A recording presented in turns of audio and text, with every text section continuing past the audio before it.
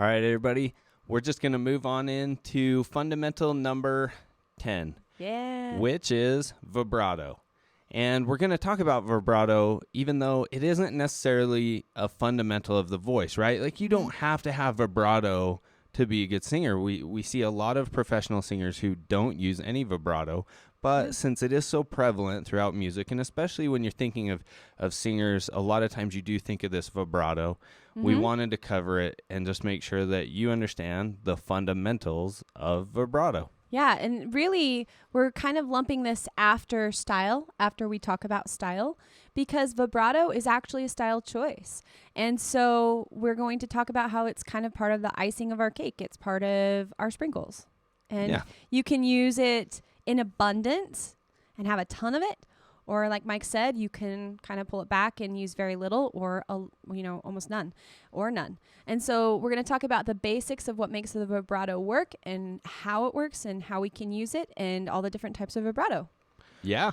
So let's get into it. So a lot of times I think when I'm thinking of vibrato, I'm thinking of, and we talk about it because we always think about, like, if you do go to church, a lot of times as people are singing hymns or things like that, you always have this one lady in the background that has that warbly. Who sings louder than everybody else.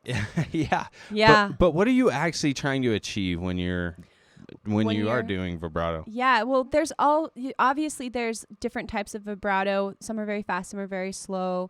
And then there's optimal. And since this whole series is about singing optimally, let's kind of get to that and talk about all the things in between. So at the very base of everything, vibrato is a pulsating change in the pitch. That's all it is. That is the definition of vibrato in singing. Yeah. A pulsating change in the pitch. So if you're singing a note, it's a pulse off of the note. Okay? So if this is my pitch, pulsating change in the pitch. So really all it is, though, is a reflection of the pitch. And the total size of the vibrato reflection is about a half step. And it's like the pitch is right in the middle of where the vibrato is vibrating. And it's about a quarter step up above the pitch and a quarter step reflection down from the pitch. So all in all, it's a half step in change. So when you have your vibrato working, it is literally changing pitch, but the fundamental pitch is staying the same. And so when and like we said, we hear it in all genres of music. In some genres, like, it's a lot bigger. In some genres, it's a lot smaller or less. But it's different when you talk about the lady who's singing really loud at church, and she might have just a big wobbly vibrato, right? Yeah. So when you hear somebody who has a very, very big wobbly vibrato, then what that means is that instead of having that quarter step up of reflection and quarter step down from the pitch, and it's kind of doing this nice and evenly, it's a lot bigger. So the swing in the pitch is a lot bigger. And what tends to happen is actually the swing up might be the quarter step, but the swing down is like a full step. So you get that sound. Yeah. It's like Clarabelle from Mickey Mouse, right? Like that character. You get that warble. And so you get that big, huge, kind of out of control sounding wobbly vibrato. I've also heard it called the warble. Yeah, the warble. The warble. So yeah, that's when you hear and really it's interesting because I would not classify that at all as a classical vibrato. That's just a vibrato that's not synced up. It's just really big and slow. And then on the flip side of that, we have machine gun vibratos that move very fast. I like calling them machine gun vibratos because you can kind of picture that. I like calling them Toby Keith. No, if you've ever listened to a Toby Keith song, he's got that fast vibrato. He does, and it's also actually technically called a tremolo. And so there's nothing wrong with that, but it is the difference in having the nice even vibrato that we hear across the board is that vibrato is, instead of having that quarter step up and quarter step down, it's actually smaller than that. It might be reflecting just like an eighth up and an eighth down. So it's just moving a lot faster, right? Instead of that, right? There it is. So, and then the warble. So those are kind of our extremes, right? And there's a place for them in church, lady singing, or in country music. Or it seems like in opera you might hear, it's more balanced. It's not warbling. You're not offset, right? But You're it is like it. this bigger swing. It's going to be a bigger sounding vibrato, for sure. But even in opera and in classical singing, they use it a lot more, but they are still mostly looking for that optimal vibrato, not a big, huge, thick, warbly, crazy vibrato, because we don't want one that's out of control either. Right. And so it actually spins quite beautifully. Again, if we go back to the Pavarotti example, if you listen to him sing, his vibrato isn't necessarily swinging larger, because what that indicates is how fast it's moving. His is actually moving nice and evenly. He's just using it more. It's just more present. Does that make sense? Yeah. So it seems like sometimes I'll hear it in pop a little bit, but it's kind of used differently. Or is it used the same? In pop versus classical? No, it's definitely used differently, but it doesn't occur differently, if that makes sense. It's mechanically it's still the same. So, because really a balanced vibrato comes from having a balance of airflow and resistance, or like the vocal folds closing, like we've talked about in earlier fundamentals. And if those things are balanced, then we can get that optimal vibrato of the quarter step up, quarter step down reflection. Okay. So from there, it's a matter of how often would you like to use it. And with classical singing and in that style, it's pretty much every single note, right? You can hear that. Any note that you're going to be holding out at all for a fraction of a second, we're going to get the vibrato spinning. We want it to be present all the time. It's floating through the entire phrase, right? Where in pop music, which is like the other end of the spectrum, right? With pop music, it's more used as punctuation. So you're singing, and then right at the end, we're going to add a little bit of vibrato to kind of say, I'm ending my sentence. So it's like, it's present, but it's not massive. And honestly, every artist is different. Some like to use it a lot more than others. So it's really a taste preference. But in classical, because that's such an apparent style choice in classical, it does happen through the entire song.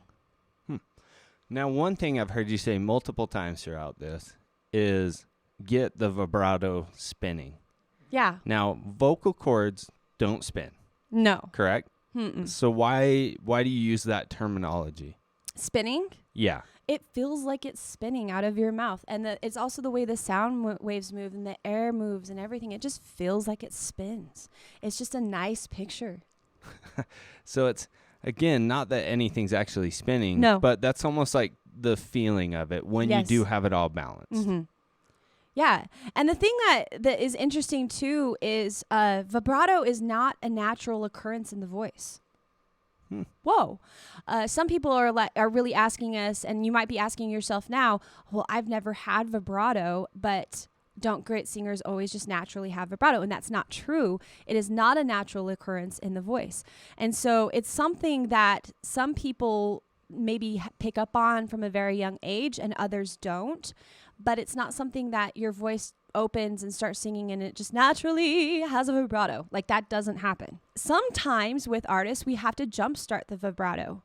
And here's a difference. If you have a naturally occurring vibrato, or if it seems like you do, or people you know who've been singing since they were 5 have had a vibrato their whole life, it's because at some point those people decided to mimic a vibrato. Maybe they were around somebody who sang with vibrato, or their favorite singer had vibrato, and at some point they went to try to mimic that person, and then their vibrato started spinning.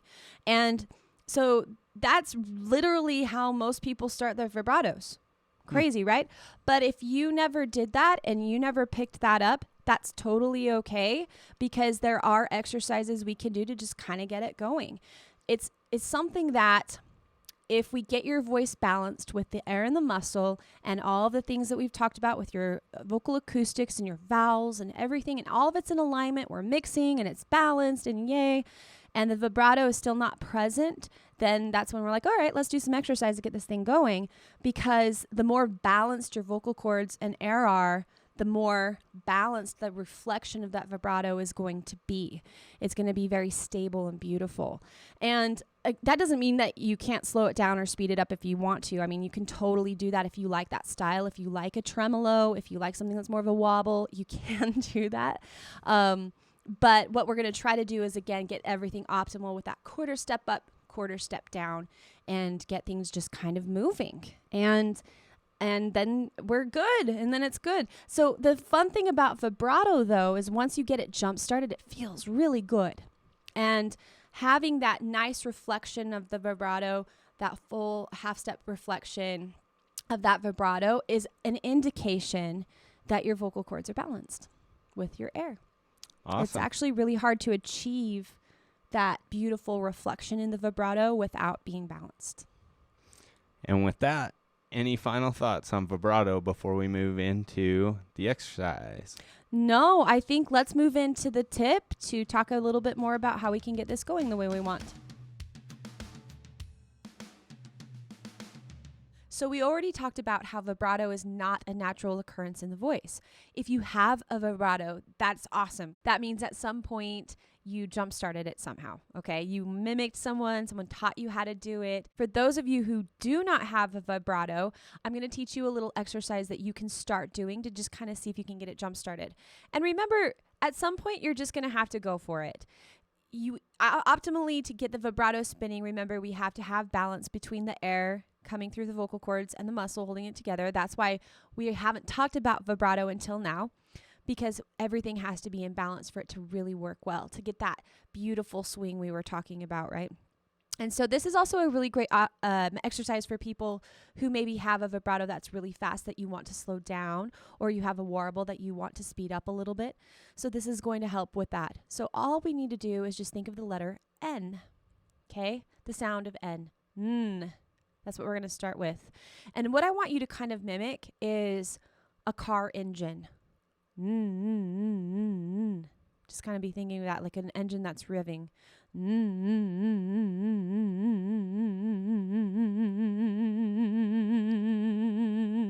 we're going to gradually speed it up. And the idea is that we want to keep the air nice and even as we're going through that. We're not just blasting air, but we're going to just keep that air flowing the whole time. So let's try that again. So it's a and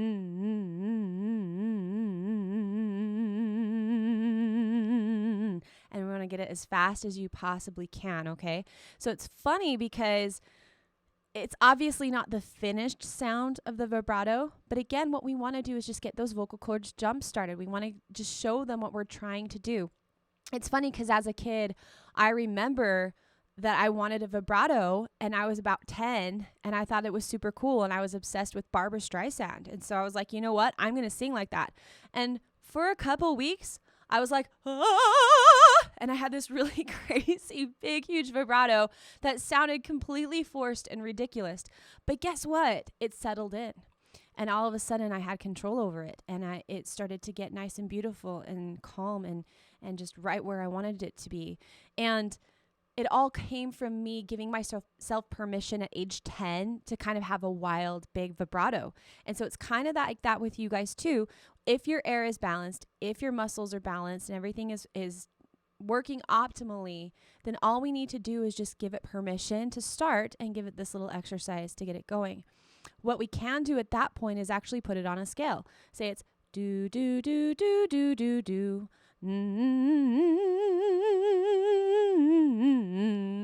And we can start to get that little waver going in there. And eventually it turns into a da-da-dum. Okay? That's just something to just get it kind of started. And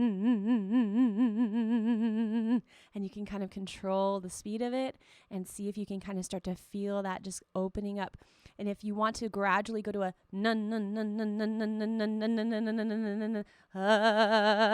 then we start to get that going. Again, that's not the finished product, but it's going to just get you started. We hope you guys are enjoying the Fundamentals of Singing video series here on YouTube. If you guys want more free resources on how we help our artists here at InvictiVox, please check out the InvictiVox Radio podcast on YouTube or any major podcast platform.